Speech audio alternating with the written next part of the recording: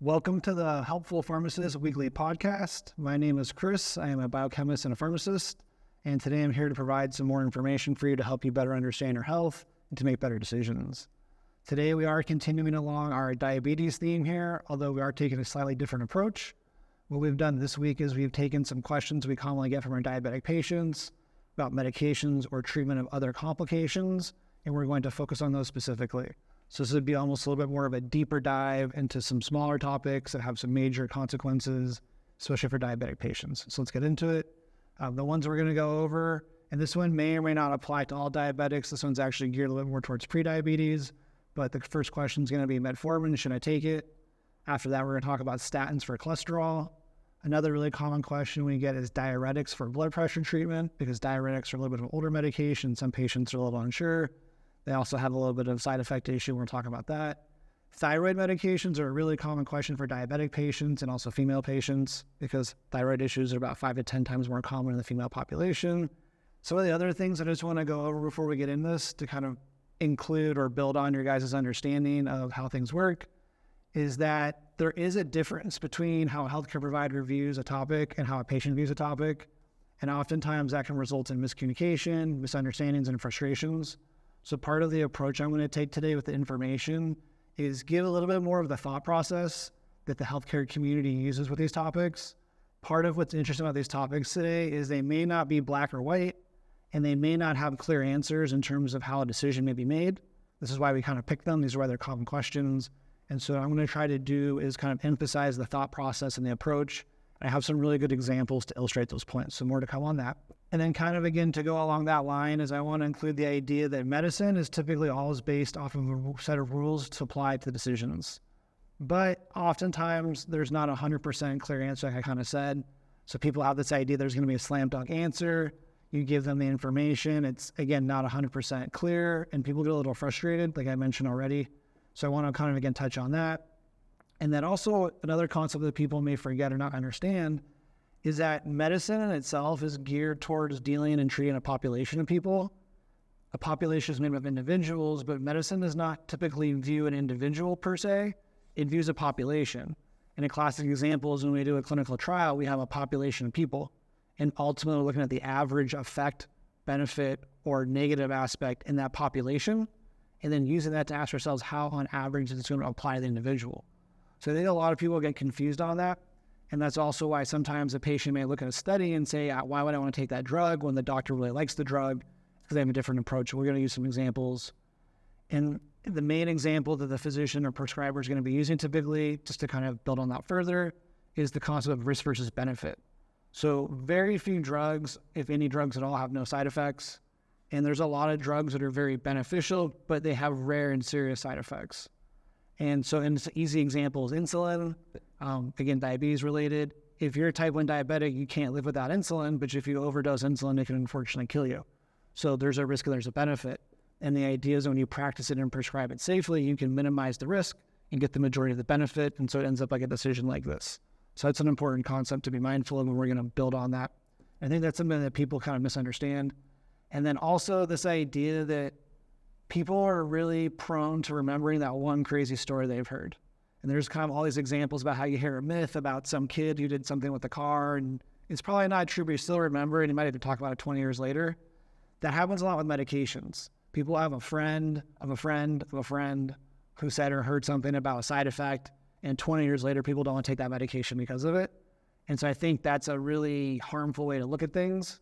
And so we're going to kind of give some examples. Some of the drugs we're going over today have that built into them. So I want to kind of preface that as well. I also want to, again, build on the whole real big picture of these courses, which is education and helping people understand what's really going on so they make better decisions. And so, again, the purpose of today ultimately is to create a better tomorrow. And the reason why I said especially is we don't know what's going to happen tomorrow, which means we have to prepare for it. And so that when it does occur, we can get the best outcomes possible. And some examples of that are being more aware, more educated, more engaged, and more motivated. There's almost no disease or issue in life that if you apply those 4 concepts to it, it will not improve the outcome. And health and healthcare are definitely no different. I also want to mention the idea of you need to know your own body, because if you don't understand something's happening to you, that can prolong you getting care. So we talked about in prior videos about diabetes and the complications of how people don't necessarily notice the visual issue in the beginning. They may not notice the neuropathy issue in the beginning. And typically when people are diagnosed with diabetes, part of it is having complications they weren't aware of that have already progressed and potentially not reversible, especially with nerve damage and things like that. So again, you really need to know your body, because the sooner you can catch something, the more proactive you can be. It always improves the outcome. So it's a really important concept. And again, I just want to mention the idea of health literacy. This is my favorite topic right now, which is that the more you understand about how you can listen and apply and make decisions, it's going to improve your health. It's basically the most important factor in your health. It's more than age, more than income, more than educational background. Very few things drive and affect your health more than your own understanding, which is why we're making these videos. And again, the studies show that at least 1 out of every 3 adults doesn't properly understand how to make a health decision, and as many as 9 out of 10 adults is not optimized on that. So there's a huge gap between what people need to know and what they do know. And part of why we're here is doing that. So I want to start off with that. So the first one is, get this question all the time: Metformin, should I take it? I'm going to be honest, I don't fully understand why people are so concerned about Metformin or why it's such a common question. Maybe I should start asking them that. I think, and how I've always thought of it, is typically Metformin is the first medication people always take for diabetes. It's the first medication used in type 2 diabetes, and it's often used in prediabetes. So those two populations, there's something like 120 million people, which is probably why it's the most common question. But the part that confuses me is that there are very few situations where metformin is not the appropriate choice or even the best choice. And so the expression that I was taught is that in terms of type 2 diabetes and prediabetes, metformin is the first medication you add and the last one you remove, almost without any exception. There's very few exceptions to that. There's not a lot of medications that have that claim. So when you think about metformin in the medical world or the pharmacy world, it has a very high position in terms of importance. It's one of the most used, most studied, and found to be most safe medications there is. So whenever a patient comes to me concerned, leery, I'm always a little surprised. Why? Because professionally, there's almost no concern. It works really well, first of all. It lowers the A1C by 1 to 2%. So we've talked about before, the A1C is typically between 5 and 10 or 5 and 15. And when it goes from 5.7 to 6.5, you're now pre-diabetic. And when it goes from 6.5 and above or above 7, you're now diabetic. So typically, for example, if a patient gets diagnosed early because they have their A1C lab done annually or twice a year, like I'm always talking about, maybe they catch their diabetes at A1C of 7.5 if they're type 2. If we use the metformin and we get a full 2% reduction, we can actually push them all the way to 5.5 in that case, which makes them not even pre-diabetic.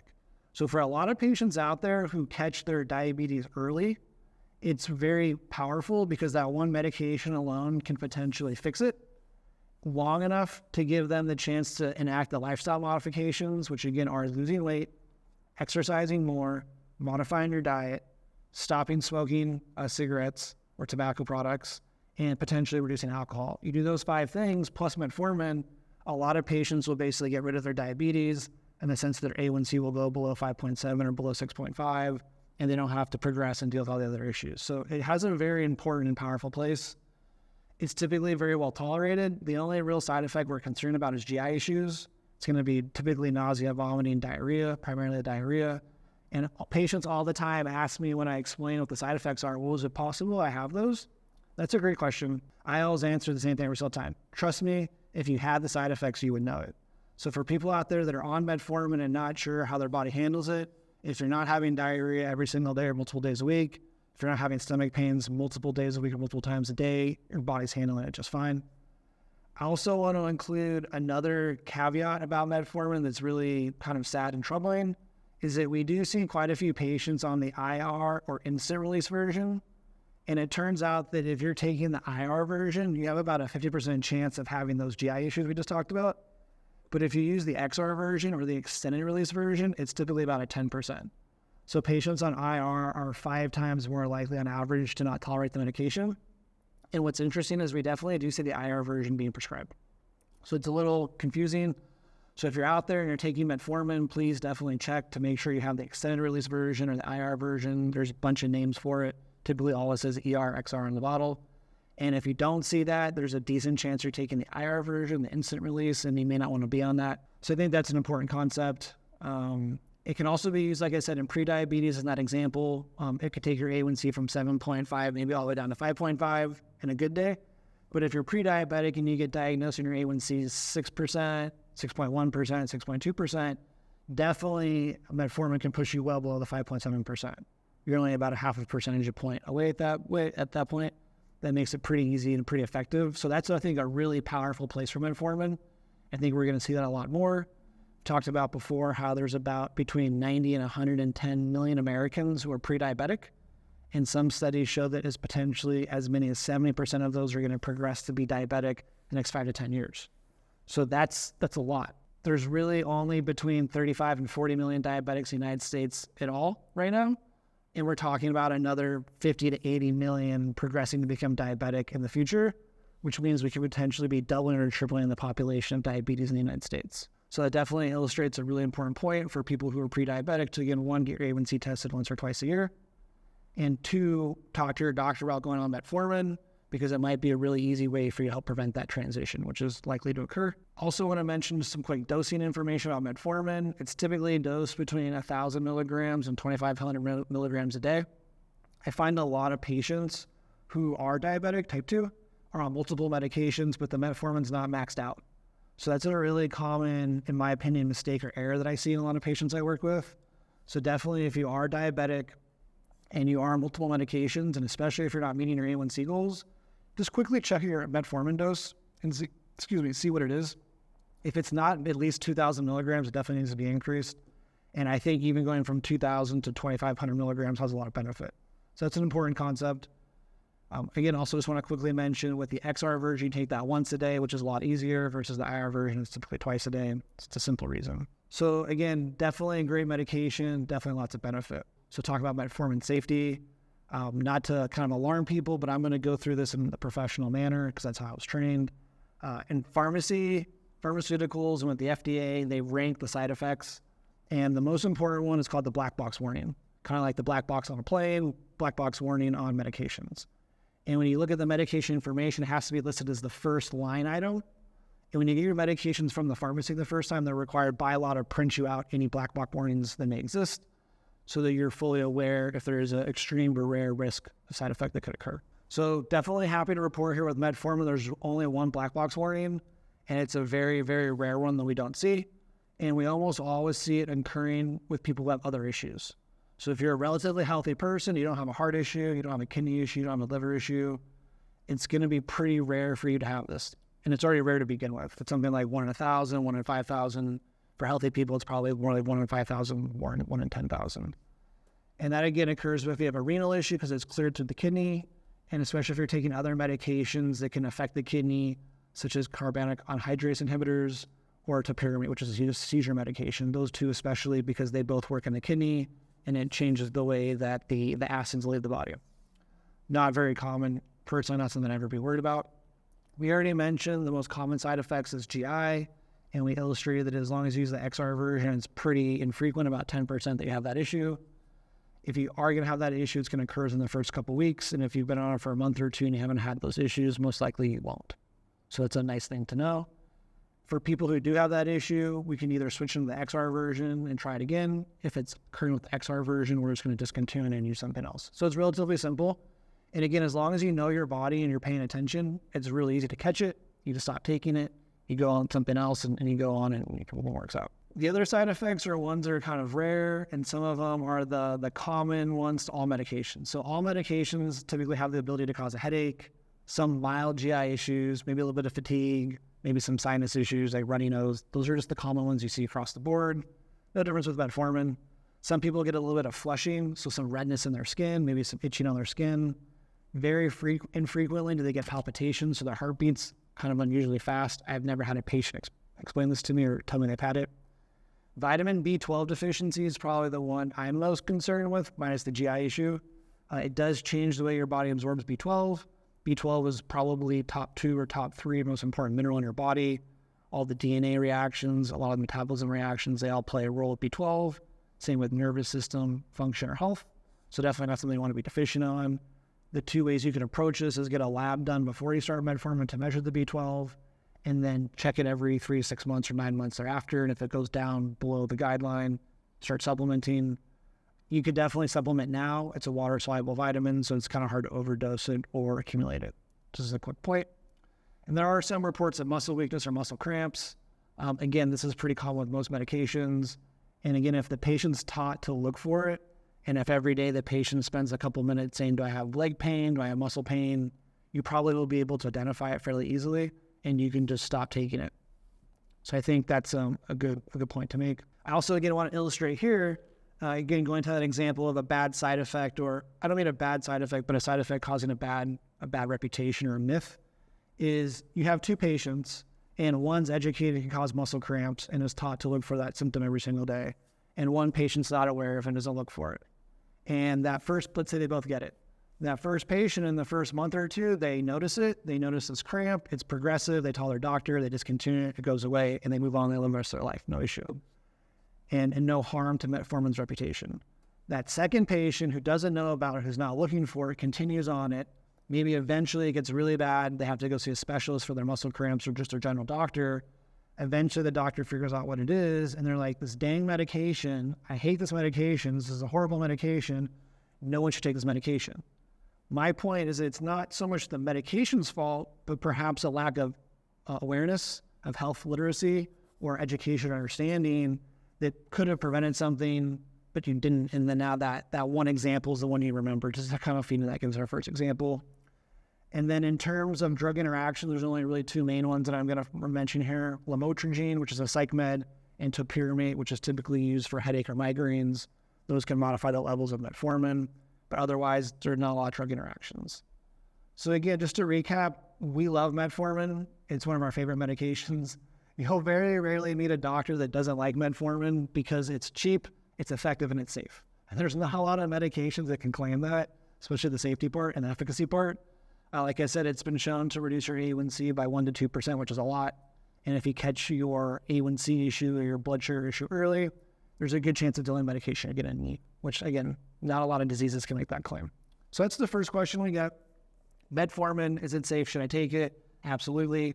And I think it's going to play a major role in prediabetes in the coming future here as that problem and what I've described as an epidemic begins to, really ramp up and become a concern. The next topic we're going to go over, which again fits in with diabetes especially, is statins. So this is a question I'm getting all the time right now from a lot of patients. This is typically the first question they always want to ask. You get that person that, hey, I have a question. It's always a statin question. That's just the way it's been right now. And I think that some of the reasons are because there's some concern of memory, and we're going to talk about that. So before I explain statins, I just want to give some background. Statins, first of all, are used to treat cholesterol, specifically LDL, which is considered the bad cholesterol. So it turns out cholesterol is absolutely necessary for health. It's the backbone for almost all the hormones in your body. I think it is the backbone for all of them. I don't think there's an exception. And again, all of our cells are spheres, and a significant portion of the sphere that the cell is inside is made out of cholesterol. So there's a huge list, a long list of things your body needs cholesterol for. It's absolutely essential. And so I want to use one of my favorite analogies here is it turns out cholesterol fits my story of too much of a good thing. You absolutely need it. Without cholesterol, you're going to have a lot of problems, but too much of it also becomes a bad thing. And that's a very common theme in health. Cholesterol is no different. Also want to include something that some people may think is controversial. My citation here is the Cleveland Clinic, is that 80% of the cholesterol in your body is actually made from your body. So when you talk to certain people, there is some controversy about diet and cholesterol because studies have shown that 80% of it's made by the body. The next thing I want to mention is really getting into the statistics of it or the actual medical part of it. So again, LDL is considered the bad cholesterol, and that's the number we're really trying to reduce. Typically, LDL is going to be between about 100 and 200. And if you're diabetic, we definitely want it to be under 100, ideally under 70, especially with cardiovascular complications too. And basically every study that's come out in the last 20 years has shown that the lower the LDL, the better, to the point where basically for a lot of patients, the goal is just as low as possible. So having a low LDL is one of the biggest factors of health, especially for diabetes. And again, LDL is one of the driving factors for cardiovascular disease. Cardiovascular disease is one of the leading causes of death in the United States. I said it typically is between 50 and 200, ideally between 70 and 130. So for every 40 points you reduce your LDL, you're going to reduce the risk of a cardiovascular event or cardiovascular disease by about 25% over 5 years. So if your LDL went from 140 to 100, you're going to reduce the risk of the number one cause of death occurring to you in the next 5 years by about 25%, which is a huge, massive change. So we always talk about how LDL is a major driver of health outcomes, which is why statins have a special place in our heart. And again, for diabetics specifically, coronary heart artery disease or clogged arteries is the number one common cause or type of cardiovascular disease in diabetics. So more than 20% of diabetics with cardiovascular disease have coronary heart artery disease or clogged arteries, which is what cholesterol causes, and statins fix or prevent. And at the same time, I've mentioned before, I'll mention again here, that when they look at the cause of death for diabetic patients, more than half of them are dying due to cardiovascular disease events. And this is the most common one. So we want to link the idea of statins, cholesterol, diabetes, cardiovascular health. It's very related. And again, we talked about how lower is better. And also most studies show that there's going to be more than 200 million people right now taking statins in the world. So again, we're talking about one of the most commonly used medications, one of the most popular medications, and if heart disease is the number one cause of death and cholesterol is the main driver of that, because statins lower cholesterol, it makes them arguably one of the most important drugs there is. And that's why hundreds of millions of people are using them. Let's talk real quick about, what cholesterol is on a little bit more of a cellular level, basically. So again, LDL cholesterol is known as bad cholesterol. It occurs in the blood. And what it does is it gets stuck and it forms like a little plaque. So it's kind of a gross analogy, but if you ever had something stuck in your teeth or dental plaque when you go to the dentist, it's almost the same exact thing, but in your arteries. And it builds up over time and it causes occlusions, it causes embolisms, which causes stroke, causes heart attacks, it causes a lot of things. When you take a statin, it basically helps that from not occurring, so it basically prevents the buildup. But furthermore, it can actually stabilize the plaques and prevent them from breaking off. So a lot of strokes are caused because you have this cholesterol plaque, and then it breaks a little piece off, and that little piece floats off, clogs an artery, causes a stroke. It's actually been shown that statins can help reduce the risk of that happening, which is really important. And they can also help improve the overall flow of the blood in the arteries, which is also really important. Another interesting thing is that statins are no longer being used to treat cholesterol. They're being used to treat high-risk patients with cardiovascular disease across the board. There's actually a lot of other additional benefits they have besides plaque buildup.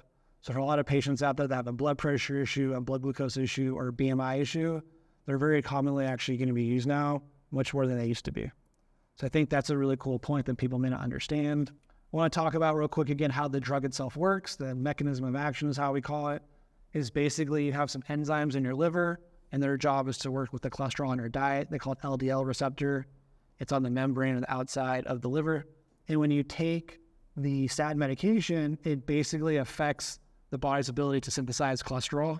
So it basically reduces the body's ability to make it. And it does this by stimulating the LDL receptors to increase their quantity, to bind more cholesterol or LDL out of the solution, and then to basically degrade it. So it basically increases the receptor's quantity, they bind a bunch of LDL, and then they basically get rid of it in a way that wouldn't normally occur otherwise. And that's why it effectively lowers the LDL. But it actually does some other things that are really cool. It can lower the levels of C-reactive protein. So for people who are familiar with that, that's typically a biomarker for inflammation. So it's been shown to lower that. It can also improve the health of the inner lining of your blood vessels, which kind of makes sense because, again, plaque, that's where it occurs. So if there's less plaque, it helps the blood vessels. Again, the term for the inner lining is called endothelial lining or endothelial function. And some examples that it can do, like I said, is it reduces the inflammation, which can help stabilize the plaques and prevent them from breaking off and causing a stroke. But it's also been shown to reduce the risk of platelet aggregation. So platelets are another type of cell in the blood. They can clot and cause strokes, so it reduces that from happening. And in general, it's been shown to have other anticoagulatory effects. Again, coagulation is the blood clumps. Typically, we don't want it to clump. We want it to be a little bit more fluid or viscous. And so by taking this medication, it does all those things. So I wanted to give some background on how they work before we talk about the evidence about whether or not they may be good or bad. Again, I hope I made it clear that there's a lot of really good science that shows they're very beneficial. Again, because cardiovascular disease is the leading cause of death in the world, typically the United States at least, and plaque and cholesterol play a major role, and LDL does a great job with it. And again, just to talk about the idea that too much of a good thing can be a bad thing, I also think that some of the side effects that people attribute statins to are kind of be expected. We're going to talk about those. So in terms of side effects, the general consensus is they're pretty infrequent. Muscle cramps is going to be the most common one. Typically, you might get a cramp in your calf thigh or lower back. and it's going to occur typically in the first 3 to 6 months. And it does happen fairly frequently. It's about 5 to 15% of patients won't be able to tolerate it. But again, as long as you're aware of the symptom and you know what it is, it's pretty easy to identify it. And what you can do either with your doctor or by yourself is if you feel you have a new cramp because you're paying attention, is to stop taking the statin for a couple of weeks. And if it goes away, you know it was the statin. And if it doesn't, most likely it wasn't the statin. So I think that's an important thing. I also want to be mindful and mention here that there are some enzymes that we can measure that can be a function of our body. In this case, it's creatine kinase. And there's actually a huge link between muscle cramps and creatine kinase. So it turns out that they do a population-wide study. So you give a statin to maybe 5,000 people and you just check for muscle cramps. According to the study, they actually found that there was no increased risk of muscle cramps between people on placebo and people on the statin. What they did find is that when people had elevated creatine kinase levels, that's when the muscle cramps started occurring. So the two examples here was that for patients that had more than a full 4-fold increase in creatine kinase levels, there was a 1.7 increased risk for muscle cramps. And for people who had more than 10 times the upper limit of creatine kinase, they had a 2.5 times increased risk for muscle cramps. So I think one point that doesn't get talked about a lot here is that I think a lot of the people that are getting these cramps, they're getting it because they have a secondary issue, creatine kinase. And so you could potentially get a lab done that would help you further identify if you're at risk for that. But more importantly, it shows that there's a link between the statin and something else in your body that's causing that issue. It's not something that's just related to the statin, perhaps. So I think that's an important point. Another common concern I get with statins is it going to increase my risk of becoming diabetic. And it's a little counterintuitive when you think about it. How could a statin medication, which is great for diabetic patients, cause or make diabetes worse? But there is a tiny, slightly little sliver of evidence. But again, I think this is one of those examples of people taking something out of context. And when we present the data, I think you're going to see the data supports that. So here I have the Juniper study. It's a randomized trial. There was about 18,000 people. They don't have a history of vascular disease. And they were measuring their A1C over a period of 2 years once they started a statin. And they started rosuvastatin at 20 milligrams, which is actually a relatively high dose. So they definitely did not pick a baby dose here. This is a legit dose. This is a dose that most people are going to be on. And what they found in those 18,000 people over 2 years was virtually no difference in A1C. The people taking a statin had an A1C of 5.9, and the people who didn't take the statin was 5.8. So the difference is almost negligible. They also found within that study the number of patients that became diabetic was 3% of those that were taking the statin and 2.4% of those that were not taking it, which means that there's basically an extra 1 person who became diabetic for every 166 people who received the statin. So if you gave a statin to 166 people, your expectation is that 1 of them would progress to become diabetic. And so I think, again, that demonstrates there's really not a significant risk here. 1 out of 166 isn't a lot, especially if we're talking about the number 1 cause of death in the United States is potentially due to excess cholesterol. The odds of you having a cardiovascular disease event or death later in life, unfortunately, is much greater than 166 for most people. So it's definitely a very clear risk-benefit. At the same time, if you were on a statin, you could increase your exercise, you could modify your diet. There's other things you can do to offset that 0.1% risk, which I think, is definitely possible. And again, overweighs or outweighs the risk of becoming diabetic. I don't think that that's a true statement is why I'm going like this, basically. What they also found is that most of the people that did become diabetic, it was very quickly with starting the statin. So it was in the first 3 to 9 months. And they didn't really see a lot of people getting diagnosed after that. So I think that's interesting.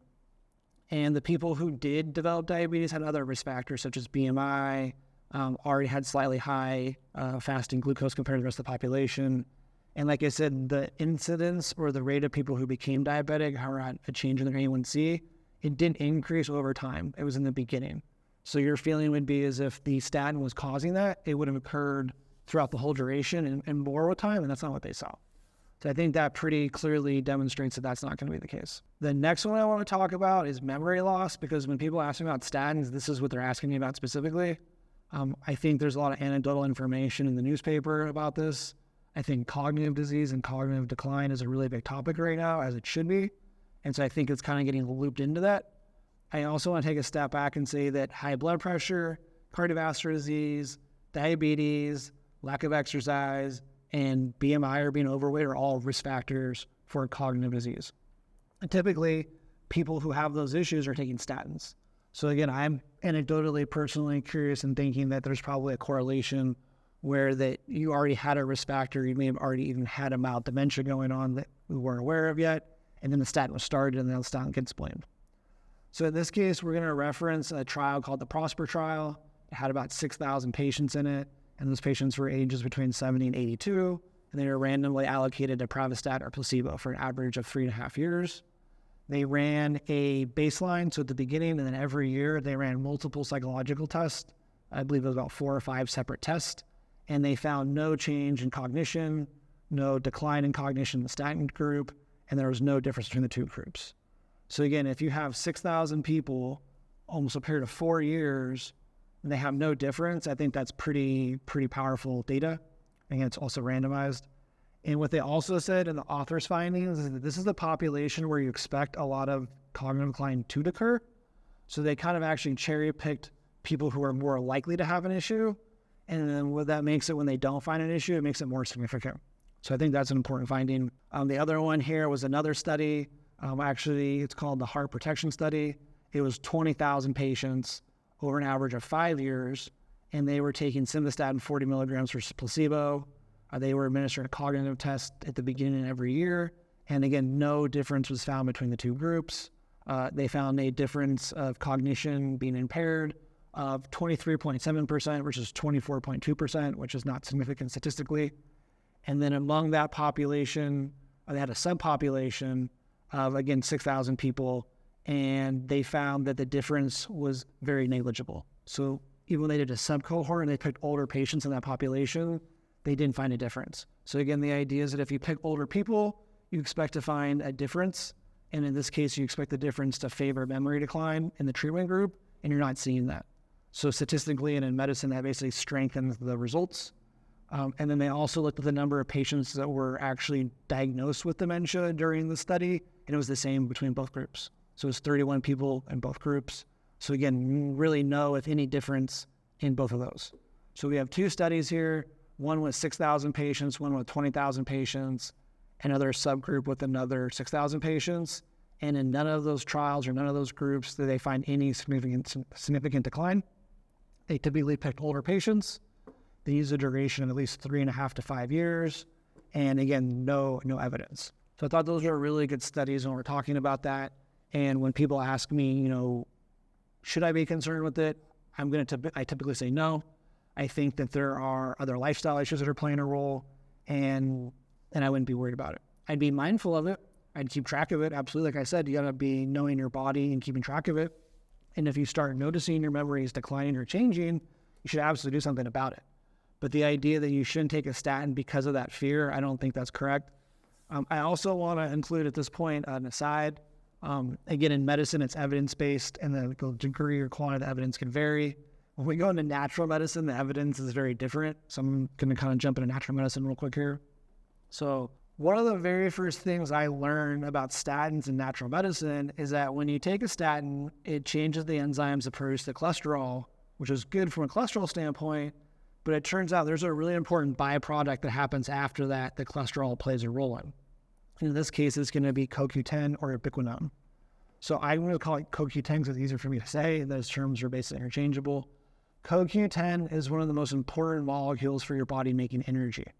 So again, taking a step back, we have mitochondria. They're little cells within our cells, and they make all the energy. They convert glucose plus oxygen into ATP. ATP is basically like $20 bills, and you take that $20 bill anywhere in your body and you make it happen. So your body basically converts glucose into ATP in the mitochondria, and ATP is the currency for the whole body. That's literally the form of energy your body uses. So again, you can already understand that if the mitochondria makes all the energy, and the mitochondria needs CoQ10 to make energy, and you don't make CoQ10 because you're on a statin, it intuitively makes sense you're going to probably have less ATP. So that's the first part of this. The next part that I want to mention here, the part where it gets really interesting, is that your brain typically is only a few percent of your body mass. So if I weigh 180 pounds, my brain probably weighs 4 to 6 pounds. That's like 2 to 3% of my body weight. However, my brain uses about 20% of all the energy in my body. So again, you can hopefully see that connection there, that if the mitochondria uses CoQ10 to make energy, and the statin prevents our body from potentially making as much energy, it makes sense that the tissues that are most energy dependent are going to be most affected first. And that would be memory and brain function. So not to kind of dispel the studies there, but I personally have been trained and recommend to all statin patients to take CoQ10 because I do think that it helps with energy production. I think that is a real concern. And I think that everyone should take a CoQ10. I take it. I'm only like 36 years old and I take it. But I think if you have a situation where you're concerned about cognition, which first of all, everyone should be. And furthermore, if you think or you decide to interpret the evidence of statins as potentially causing a risk for memory, I definitely think taking CoQ10 100% makes sense. And in my personal opinion, I think it's going to reduce the risk of that happening. Some of the other side effects that are, I don't want to say commonly thought to occur with statins, but are mentioned in the literature. The first one is cataracts. There was a large study called the HOPE-3 trial, and they found no difference. It was basically like a 0.2% difference, which is not statistically significant. It's negligible. The next one is kidney issues. So they used the SHARP trial, and they looked at people who already had renal issues taking statins. And what they actually found was that people on the statins had less kidney issues on statins. So definitely, I think, shows there's no issue of statins with kidney issues. So again, those are the main issues that are found in the literature, or the concerns, I should say, with statin usage. And there's definitely a really good data that, in my opinion, disproves almost all of them. That doesn't mean that it's not going to happen, 1 in 10,000, like I said in the very beginning, like medicine can work that way. But I don't think it's a concern for the individual, and I don't think it's necessarily a reason to not take a statin. And at the same time, I also think that cardiovascular disease is the number one cause of death in the United States. There are 700,000 heart attacks a year, and 75% of those are attributed to plaque ruptures, which again, statins directly reduce. At the same time, there's about 800,000 strokes a year in the United States, which unfortunately results in about 140,000 deaths. And atherosclerosis, which is the fancy word for plaques in arteries, is also the number one cause. So basically, we can show that the number one cause of death is directly related to this. There's at least 1.5 million events a year that are related to this, and statins may be one of the single best ways to help prevent that. So that definitely outweighs everything. And again, like I said, for every 40 units that the LDL goes down, it reduces the risk of those bad events happening by about 25%. And definitely every statin you take will at least give you that benefit. So taking a statin will reduce the risk of one of those events happening by at least 25%. The next one we're going to go over is diuretics. This is a common question I get with a lot of the patients. I think it's because they're either using them incorrectly, they've been on them for a long time, they're in the newspaper, it's a combination of things, and so we're going to talk about it today. I do want to use this as a quick aside to say that everyone needs to measure their blood pressure, especially if you're over 50. You need to measure a minimum once a month at home, ideally once a week. If you have a heart issue, it should be more frequent, 2 or 3 times a week. And the reason being especially is that 1 out of every 5 people with high blood pressure doesn't know they have it. So again, this is one of the biggest problems we have. Again, it goes to health literacy and knowing your body and being proactive. People aren't doing it. They don't measure their blood pressure. So before we talk about a blood pressure medication, I just want to mention this here. Diuretics are commonly called water pills. Typically hydrochlorothiazide or furosemide are going to be the 2 most common ones we're going to see in the pharmacy, Lasix. And as of the 2023 guidelines, they're still recommended by all guidelines. So there's usually multiple guidelines out there, a few different groups. There's also European groups.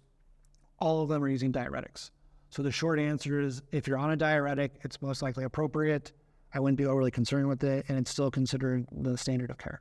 Depending on your ethnicity, a diuretic is either first line, second line, or third line. Typically African-American people, because of their biology, they actually respond better to that. So that's a good example of, for those groups of patients, that ethnicity is going to be first line. But even for a lot of patients of any ethnicity, it may be considered first line. An example would be people who have edema issues, so they retain too much water, people who have osteoporosis, and people who have issues with calcium. Those are some examples of where these diuretics actually have more benefit than any other blood pressure medication. They do work well. They can typically lower your blood pressure by 5 to 15 milligrams of mercury, which is as much as any other medication. So I think there's a lot of good reasons there. It's also been shown they can have a positive effect on bone mineral density. So if you have increased risk for osteoporosis, or if you're worried about that, there's going to be some benefit there. I found a study that showed that taking a diuretic long-term was linked to a 33% reduced risk of a hip fracture, just to kind of give an example there. And to kind of close out this first part of the diuretics is it fits that same standard. It's cheap, it's easy, it works well, and it's safe. So again, it's definitely a common medication that we're going to see. It's not something I'd be concerned about. But like I said, I do think that some patients take it incorrectly. That's why I get this question asked a lot.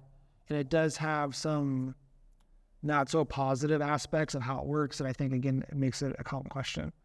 So what I mean by that is that diuretics is basically going to make you urinate or go to the bathroom more often. That's what it does. It reduces the volume of fluid in your body, which reduces the pressure. And again, if we have increasing volume, we increase the pressure. If we decrease the volume, we decrease the pressure in a fixed space at least, which is how these work. They basically reduce the amount of volume of your blood by a little bit, which reduces the pressure. The downside there is that you typically, without exception, actually have to urinate out that fluid, so you're going to the bathroom a lot. And for a lot of patients who maybe have small bladders, they have to pee a lot. Certain genders, women, they typically have smaller bladders. It could be a problem for them. Or if you develop a urinary incontinence issue later in life where you have a hard time holding it or you're prone to incontinence, it can make that much, much worse. And that's a very common example we do see. There is also potentially increased risk for a UTI. And I think primarily the one that always comes to my mind in terms of the problem is I talk to a lot of patients who take diuretics before they go to bed, which is very counterintuitive because you're going to go to sleep, hopefully for 7 to 8 hours, and you're taking a medication that's going to cause you to have to urinate while you're sleeping. So surely it's going to cause you to wake up to go to the bathroom. It's going to disrupt your sleep cycle. You're going to be groggy. It's a potential risk for a fall. A lot of people already have issues waking up to go to the bathroom at night, both men and women, and so it just makes that problem much worse. So anytime that comes up, the first thing I tell people is unless your doctor's told you differently, you can just take it in the morning. Definitely don't take it before bed. So I think that's a really common question, and I think that's really why people are always asking about diuretics, is I think they're a little embarrassed to say, I have to wake up and go to the bathroom 4 or 5 times a night, or I had a urinary incontinence issue where I basically wet myself and it's gotten worse, and I don't feel comfortable saying that. And so the question I'm going to ask instead is, are diuretics good? I think that's why I get that a lot. Some of the other issues, the bigger ones down to the smaller ones, is there is some potential concern with blood sugar. So it does turn out that diuretics will increase your blood sugar by typically a couple %. So in the study that I'm referencing here, it increases by 3 to 5 milligrams per deciliter. The goal is typical for fasting. The goal is typically 100 for fasting. So again, that's about a 3 to 5% increase, which is generally pretty negligible. It definitely will have no difference in progression, severity, or being diagnosed with being diabetic. So I don't really see it being a concern. And again, you could also do the lifestyle modifications if you needed to. And the reasons for that is it does potentially increase the resistance of insulin slightly. It does also potentially change the way the liver produces sugars, which can elevate the blood sugar a little bit. And there's also a correlation between when you urinate frequently, you're going to lower your potassium levels, and that may impact the way that insulin works in your body. I would say more importantly, there was also a link between diuretics and triglycerides specifically. So there was a study that showed that triglyceride levels could go by up as much as 60% when you're on diuretic. So for people out there that have high triglycerides, it may not be a good drug for you. Or if you notice your triglycerides get really elevated and you can't get them down, it may be the time to try discontinuing it and see what happens. There was also shown a small increase in LDL during some trials. You just talked about LDL. It's going to be about a 2 to 10% increase, which is really not significant. So again, like we said, the goal is to be typically between 70 and 130. So 10% would be between 7 and 13. So you're going from 70 to maybe 80, or from 120 to 130. None of those are really going to have much of an impact. And again, you could always take a statin or change the medication if it was a real issue or concern. So in terms of the concerns that I think people might be reading about on the internet, it's going to give you diabetes. It's going to give you LDL issues. It's going to give you a heart attack. I don't think there's a lot of evidence to support that. And so I want to, mention that. The common side effects we're going to see in the average population are going to be things like dizziness and headache, like we mentioned with all drugs. Also diarrhea, again, all drugs. Some people just don't tolerate them well. There is, interestingly enough, though, a pretty established correlation between diuretics and erectile dysfunction. So for people who are out there who have ED issues, which is fairly common, especially in diabetics, it may actually be linked to this, and there's some pretty solid evidence that actually demonstrates this. So again, if you are a man and you're having ED issues and you're taking a diuretic, I would 100% talk to your doctor about it as soon as you get a chance.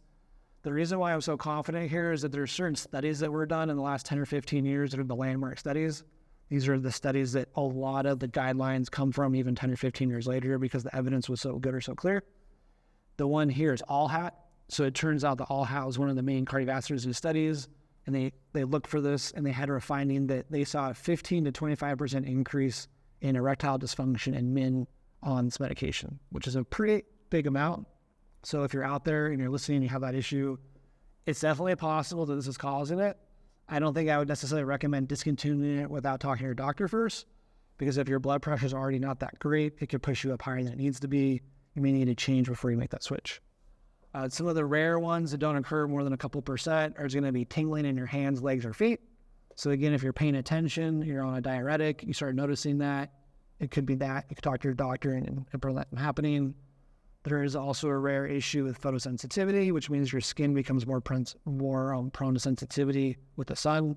That's about 1 to 5%, so more prone to sunburn and irritation from the sun.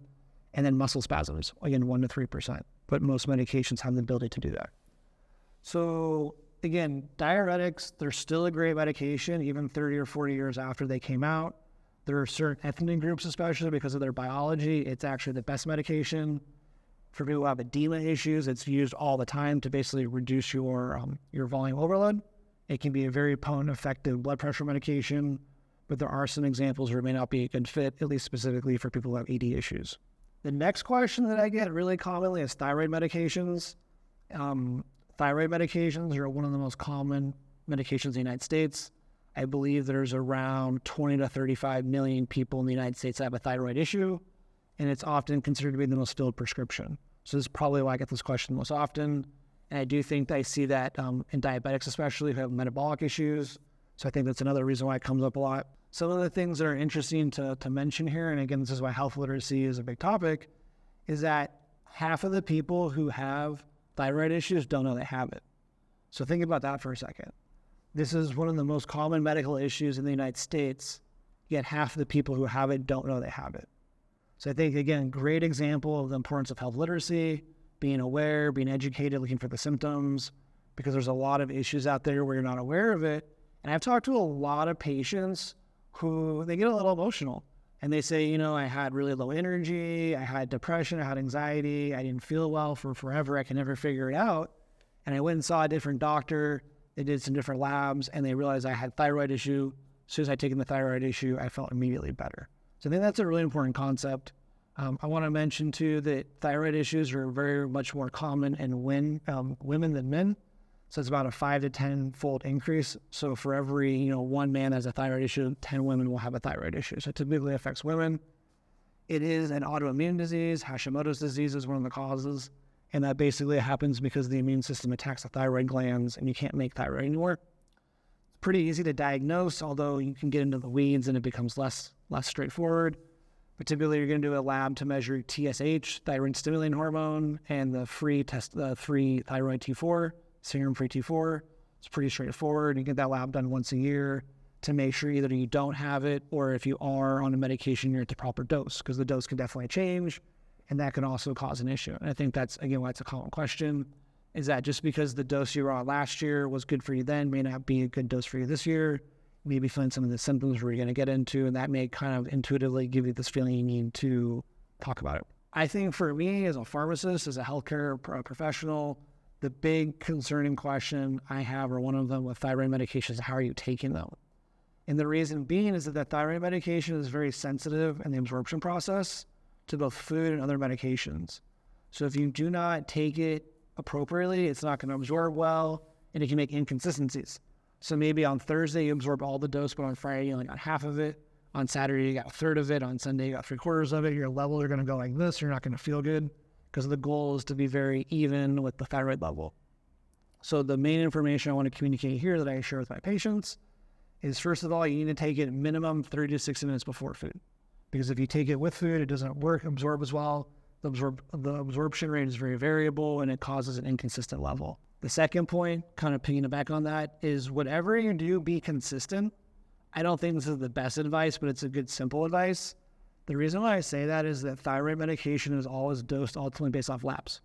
So as long as you're consistent, your lab is going to reflect how you're taking it. And if you're taking it in a way that doesn't optimize the absorption, they can just increase the dose. So as long as you're consistent and you get your labs done, they'll be able to modify the dose to a place that works for you. for you to stay consistent. That's not the best answer, but it's a good simple answer. Some of the other things you have to be mindful for is avoiding them with supplements. This is a really big one. The two big ones we're worried about a lot are iron and calcium. And again, why this matters is that women typically tend to be the ones taking iron and calcium. That's because women have a higher risk for osteoporosis, and they also have a higher risk for anemia, typically due to menstrual cycles. So the two big supplements that women take are the ones that affect thyroid absorption, and women are the main users of thyroid medications, which is why it's such an important topic. So the recommendation by the manufacturer is you need to wait a minimum of 4 hours after you've taken your thyroid medication to consume calcium or iron. So you need to wait 30 to 60 minutes to consume food after you take it, but you have to wait a minimum of 4 hours to take calcium or iron. So I think a lot of people don't do that, or maybe they don't take their iron or calcium supplements every day. In both cases, it causes the level to go like this, which causes them to not feel good, which causes a lot of other issues. I think that's the biggest point that I want to make here that I share with my patients on thyroid medications, that the calcium and the iron can bind to it and prevent it from being absorbed, which is why you need to space them apart. In terms of side effects, there's really not a whole lot for thyroid. The reason being is that it's basically a naturally occurring hormone, and the side effects that I'm going to go into are typically because it's dosed too high or too low. So it's not an issue of the medication, it's more so the dosage. And again, like I said, the consistency could play a major role into that, because maybe one day you get all of it, the next day you get half of it, and then your levels go like this, and you might get those issues. The one thing that is really interesting about thyroid medication that I really want to mention here is it's the most common medication we see prescribed in brand. And what I mean by that is a drug comes out, someone does a study, they have a patent, it's branded. So a really great example is Ozempic. Ozempic is a branded medication. Okay, they're the first inventors of it, and they invented it. And then after 10 or 15 years, it becomes generic available, and other companies make it. But the process that they have to follow to prove the generic works as well is not as robust. They don't have to do all the studies. They just have to basically put in a test tube and show that it basically is the same molecule. But there can be other things in the drug or the formulation that the brand has that the generic doesn't have. And so that's why more and more over the last 20 or 30 years, we've come to see that there are definitely certain diseases or drugs where there can be a very big difference in how a patient responds to brand versus generic. And I think thyroid's probably the best example of this. I don't have the number, but I would guesstimate that between 10 to 20% of patients in the pharmacy on thyroid medications take brand, and there's probably no other medication that can make that claim. So I think, again, if you're a patient out there and you're struggling with a thyroid issue and you can't figure out what it is, the brand versus generic, it could be it. Because like I said, a lot of patients that I've talked to, they did not respond well to generic. As soon as they changed over to brand, they had a different response. We don't entirely know why. There's a little bit of grayness there in that science, but it's generally considered, known professional information that the brand medication may be slightly different than the generic. This is number one example. So in terms of the side effects, I'm not going to go too detailed into them because they're fairly complicated, but it's typically because the drug's too high or too low in the dose. So you can have heart issues where your heart doesn't beat consistently because thyroid regulates part of the heart rhythm. It can cause nervous system issues like headache, irritability, insomnia, or tremors. Again, because thyroid regulates the nervous system. It really regulates almost all the tissues in the body. These are the primary drivers that we're going to see. You can also see things like muscle spasms or muscle weakness. You can see shortness of breath. You can see weight loss or appetite issues, and that's because thyroid really affects the metabolism. So if your thyroid levels are too high, you're typically going to have a higher metabolism and you're going to lose weight, or you may have an appetite issue. You also see heat intolerance because, again, the thyroid affects the metabolism. The metabolism oftentimes regulates the amount of energy or heat your body produces. And you can also see skin rashes. So I think those are the most important ones to go over for that. So that's the information I have for you guys today. Again, these are topics that you may not necessarily think about every single day, but in a healthcare setting, these are the ones I get almost every single day. And these are the ones that can really drive your health. And at the same time, I think there's a lot of misinformation about them. And it's basically in all these cases harming people in terms of maybe preventing them from doing what is in their best benefit. So as a quick summary, Metformin, should I take it? Absolutely yes. I don't think almost any reason not to take Metformin if you're pre-diabetic or type 2. Like I said, it is the cheapest, safest, and most effective. So no doubts there. For statins, I think the water's slightly murky, but I think when you look at the data, it's pretty clear what's really going on. And I want to describe this as yes, because there's a big benefit and a small risk. And I think that's the best way to look at it. It's the number one cause of death in the United States. It directly reduces that. And that's the most important thing. And if there's a risk of a 1 in 10,000 or a 1 in 1,000 event that can occur as a result of it, I'd much rather take a 1 in 1,000 risk than a 1 in 10 risk or a 1 in 50 risk, for sure, any day. For diuretics, yes, they're still great medications either 20 or 30 years later, but they're not for everyone. Again, there are some genetic differences in the way our body processes fluids and blood pressure. And so certain ethnic groups benefit more than others. And at the same time, if you have incontinence issues, UTI issues, you're already prone to going to the bathroom a lot at night, it may not be the best one for you. If you are taking it before bed, it's definitely not going to be a fun experience. So try that earlier in the day. And again, also, like I said, a big takeaway, if you are taking and you have an ED issue, there's actually a pretty decent chance those two are correlated. So definitely talk to your doctor about that one. I think that's a really important one. For thyroid medications, the big takeaway for today is that 1 out of every 2 people who has a thyroid issue doesn't know. So I think, again, if we're talking about public awareness, knowledge is power, all those types of concepts, that's actually a really unique one. There's not a lot of diseases that affect a huge number of people, yet half of the people who have it don't know it. So I think that's really important. I also think and know for a fact firsthand that a lot of people aren't consistent in how they take their thyroid medications. So that's really important. Again, be mindful you have to take your thyroid medication minimum 36 minutes before food, and you have to wait at least 4 hours before you can take iron and calcium, because otherwise it binds to the drug and it doesn't absorb and it causes that variation. At the same time, the reason why that's a really big problem is that thyroid issues are much more common in women, 5 to 10 times more than men. And women typically are the ones that are taking iron due to anemia and calcium due to osteoporosis.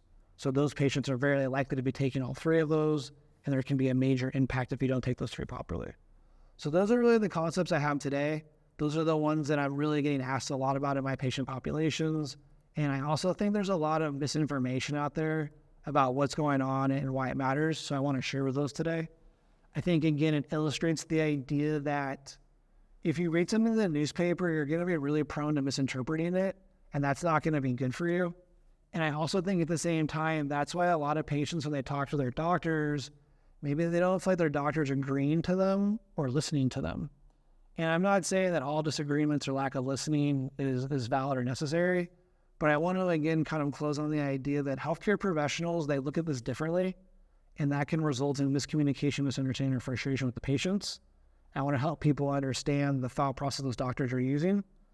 Again, there often is no 100% clear choice. There's going to be pros and cons, and that we're looking at the population, not the individual, ultimately from a risk versus benefit standpoint. And so that may cause people to say, like, well, I'm worried about this memory issue. Why aren't you listening to me? And the doctor's main thing is this is the number 1 cause of death.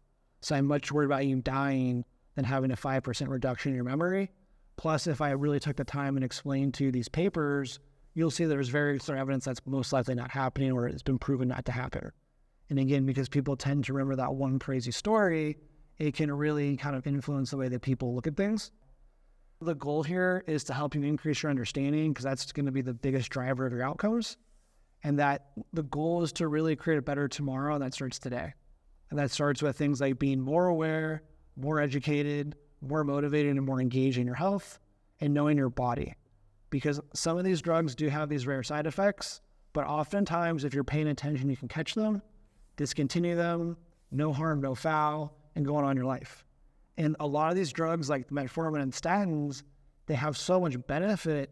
To deny yourself that benefit because of your fear of a 1 or 2% side effect, that if it did occur, it could be prevented or reversed, I don't think is a good situation to put yourself into.